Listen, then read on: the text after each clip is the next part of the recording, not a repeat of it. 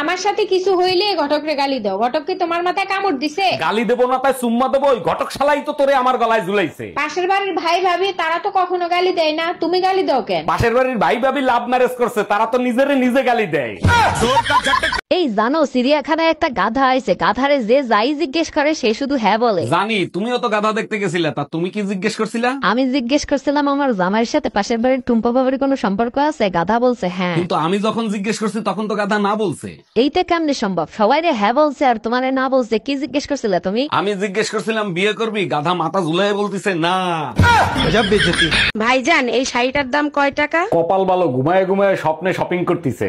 আরে ভাই দামি দামি শাড়ি দেখান, 10-20 হাজার টাকা দামের। কেন কেন, যত দামি দামি শাড়ি আছে সব স্বপ্নে কিনে ফেলো। 20,000 টাকারটা প্যাকেট করে রাখেন, ওটা কালকে হাজবেন্ড এসে নিয়ে যাবে।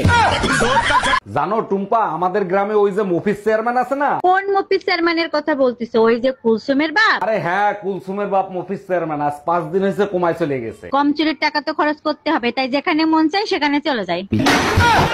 সত্যি করে বলো, এই বাচ্চা কার? 3 মাসে কারো বাচ্চা ডেলিভারি হয়? তুমি আমারে বিয়ে করছো কয় মাস হয়েছে? 3 মাস। আমি তোমারে বিয়ে করছি কয় মাস হয়েছে? 3 মাস। বাচ্চার ডেলিভারি হয়েছে কয় মাসে? 3 মাসে ডেলিভারি হয়েছে। তাইলে হইল না 9 মাস? ও আচ্ছা।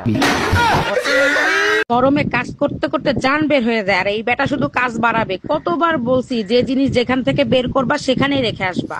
এই তোমার আর কাজ করতে হবে না, তাড়াতাড়ি ব্যাগ গুছাও, তোমার বাপের বাড়ি রেখে আসি। বলো কি, তাই নাকি? হঠাৎ আমার উপর এত দয়া, কাহিনী কি? তুমিই তো বলছো যে জিনিস যেখান থেকে আনবো সেইখানেই রেখে আসবো, আগে তোরে দিয়ে শুরু করি। ওরে আমার বাবুটা, তুমি কেমন আছো সোনা পাখি? ভালো আর রাখলা কোথায়, তুমি তো আমারে ভুলেই গেছো।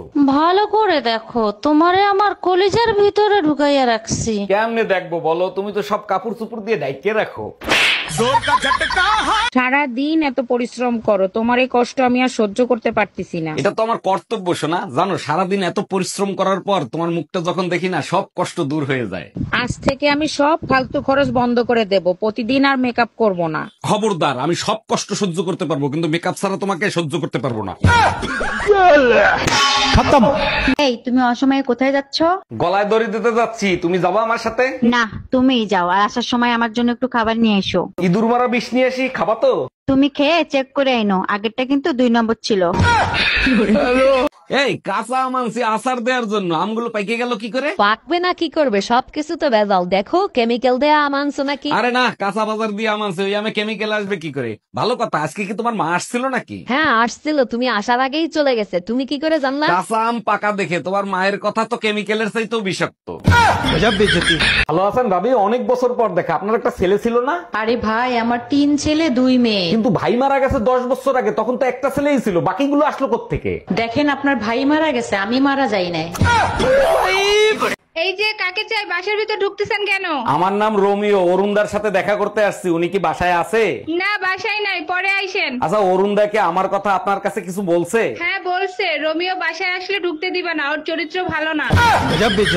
এই তুই লজ্জা করে না, হাঁটুর বয়সে একটা ছেলের সাথে প্রেম করিস? তোর যা মনে চাই তুই তাই কর, বিয়ে আমি মামুনরেই করব। আরে গাধা, ও তোর থেকে 5 বছরের ছোট। আরে তাতে কি হয়েছে, আমি 5 বছর পরে বিয়ে করব। এই আমাদের বিয়ের সময় কাজী সাহেব তোমার কানে কানে কি দোয়া পড়ছিল? বিয়ে ভাঙানির দোয়া পড়ছিল। ইস, কেন যে কাজী সাহেবের দোয়া আমলে নিলাম না। কাজীরে পরে দেখতেছি, আগে বল কাজী বিয়ে ভাঙানির কি দোয়া পড়ছিল? বিয়ের সময় কাজী সাহেবরে জিজ্ঞেস করছিলাম বিয়ের কোণের ডান পাশে বসাবো না বাম পাশে বসাবো। কাজী সাহেব কানে কানে বলে এখন যেখানে খুশি সেখানে বসা, বিয়ের পরে তো ঘাড়ের পরেই বসবে।